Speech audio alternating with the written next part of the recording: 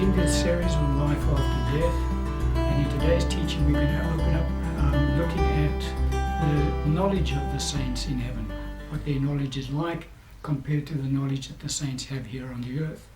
But before we get into that, I just want to touch on a point that I didn't really raise in the previous teaching with regards to the relationships that the saints have in heaven. You recall one passage of scripture we had a look at was when our Lord compared the saints to the angels. He said they would be like the angels in heaven. And very clearly the angels in heaven do not have parents or spouses or siblings or children. And so as angels in heaven do not have those types of relationships, so it is that the saints in heaven also do not have those types of relationships. Just a point that I wanted to bring up, which I forgot to put across in the previous teaching. And so in today's teaching, as I say, we want to have a look at what the knowledge is that the saints do have in heaven, and we'll see from Scripture that their knowledge is completely different to ours.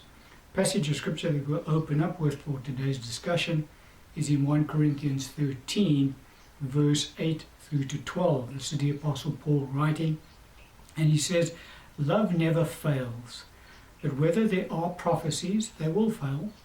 Whether there are tongues, they will cease. Whether there is knowledge, it will vanish away. For we know in part, and we prophesy in part. But when that which is perfect has come, then that which is in part will be done away. When I was a child, I spoke as a child, I understood as a child, I thought as a child. But when I became a man, I put away childish things. For now we see in a mirror dimly, but then face to face. Now I know in part, but then I shall know just as I also am known." And so a truth that is not very clearly understood in the church is that the saints in heaven actually have perfect knowledge. The perfect for them has come with regards to knowledge.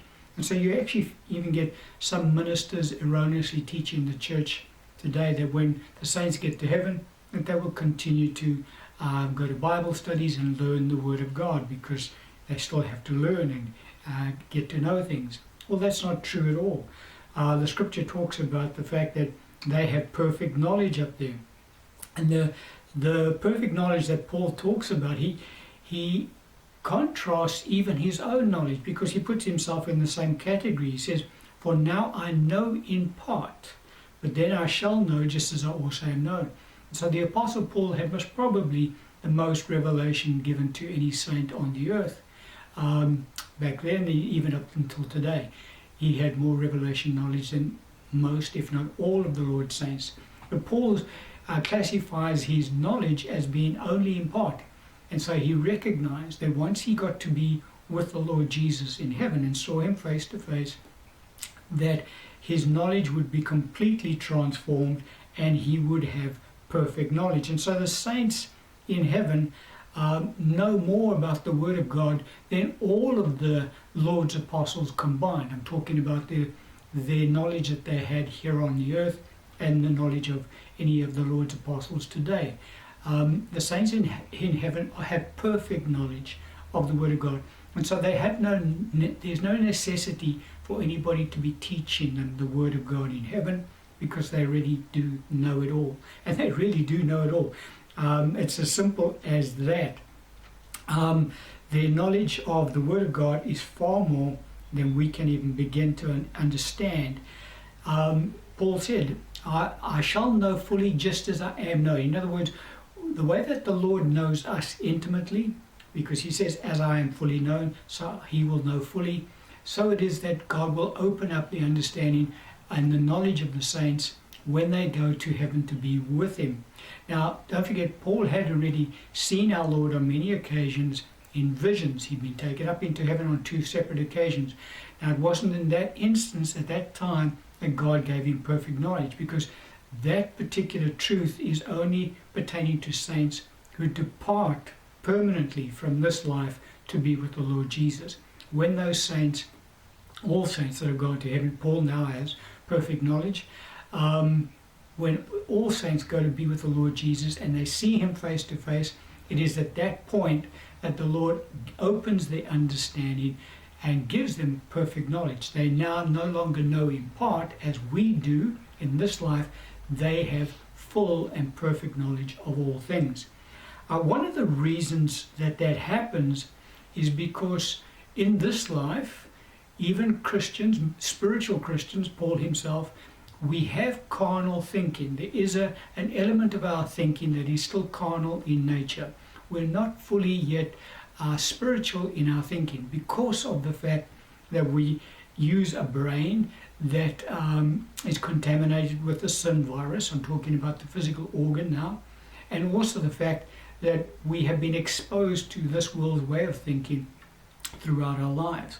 And so our minds are being renewed in this life. However, when the saints get to heaven, all carnal thinking is completely done away with. Why do we say that? Because the scripture teaches us very plainly, Romans 8:7, that the carnal mind is enmity against God and is not subject to the laws of God, neither indeed can it be. And so God doesn't allow any carnal reasoning in heaven. Why? Because that is against God. And so all carnal reasoning is done away with. When the saints get to heaven, they become completely spiritually minded. And that is what we're encouraged to do in this life as saints. We're encouraged to be no longer conformed to this world, but to be transformed by the renewing of our minds. Romans 12:2 talks about that concept. And so we are encouraged by the Lord in this life to be transformed from being carnally minded to becoming spiritually minded.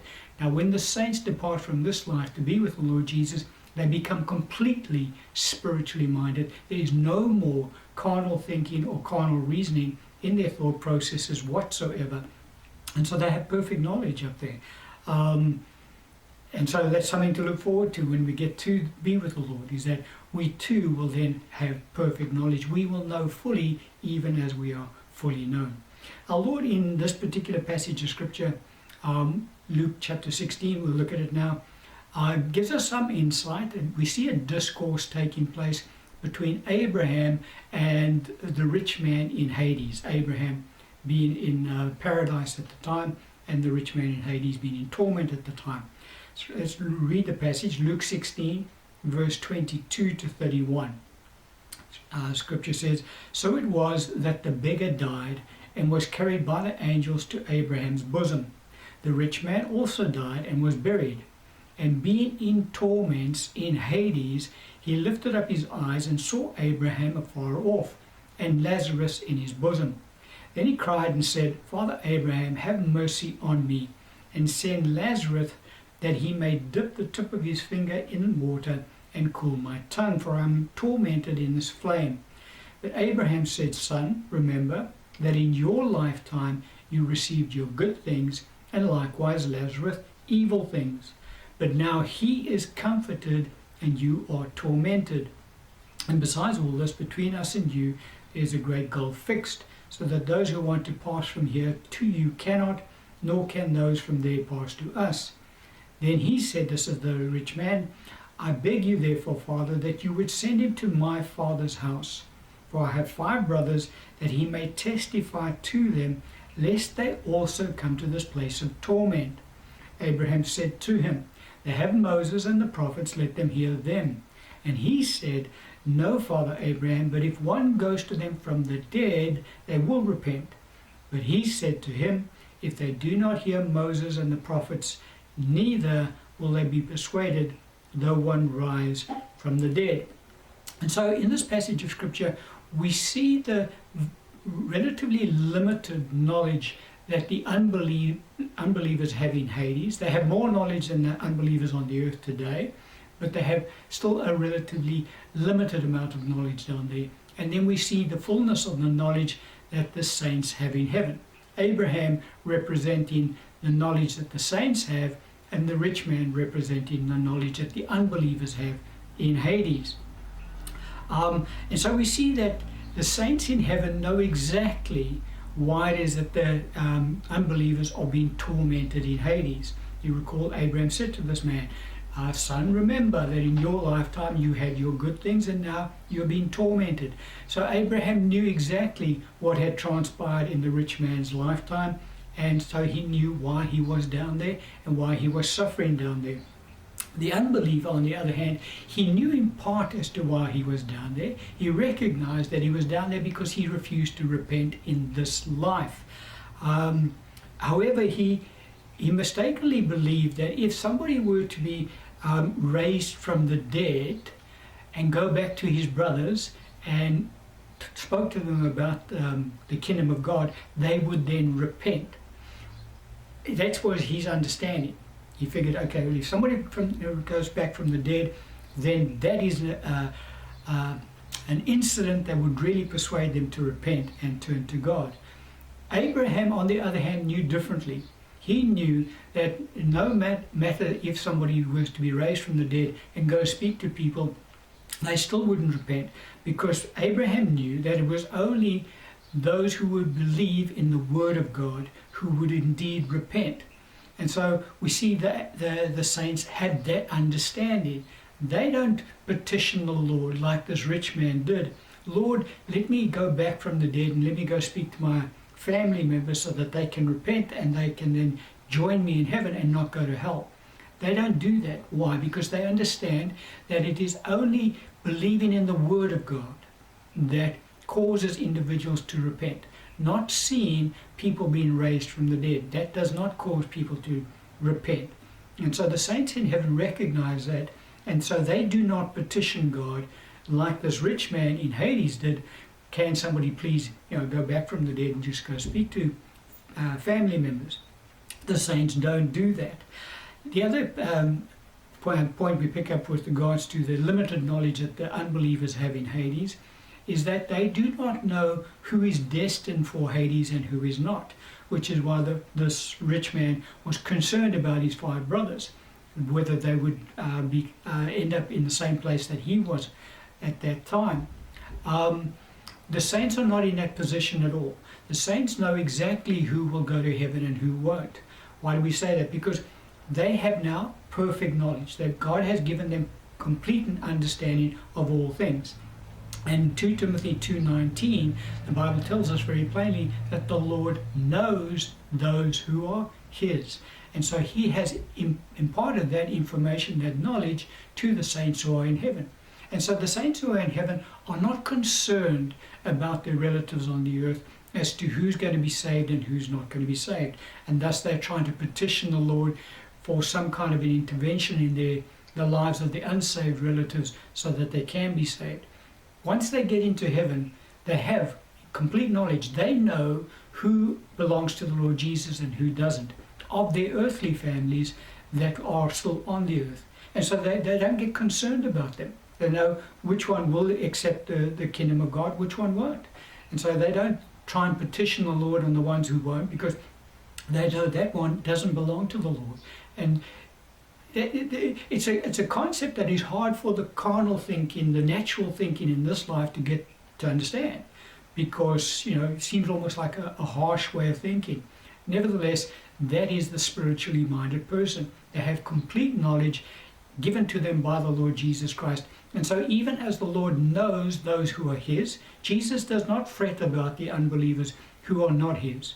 He doesn't even pray for them. We saw that in the Gospel of John. When our Lord was speaking to the Father, he said, Father, I do not pray for those in the world. And so Jesus doesn't pray for those who are not his. He recognizes those that are not his, they're of the wicked one, and so he just leaves them alone.